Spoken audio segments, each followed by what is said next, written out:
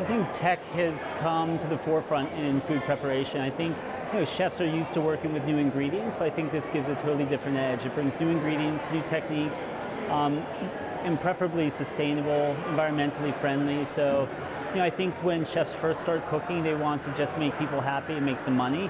I think eventually the aspect of trying to make sure the environment and that the well-being of people and the earth is taken care of. Chefs have always been big on sourcing, but for a while it was about sourcing exotic ingredients. I think now it's about sourcing environmentally friendly or sustainable ingredients. I think it goes beyond even environmentally friendly, where we can look at changing the whole landscape by changing a few ingredients. So much of what we've done has been harmful, and I think that chefs are taking it on board to do their part and clean it up. So the reason I became a chef was literally instant gratification. You can give someone a plate of food, it can remind them of how they grew up, it can remind them of friends, it can be a celebration. Every day can be a celebration with food. And I think, as I've moved through my career, I want those people to also trust that what they're eating is not just skillfully prepared and delicious, but they can sleep well at night. That you're doing your part to look after everything. It's what we do as chefs.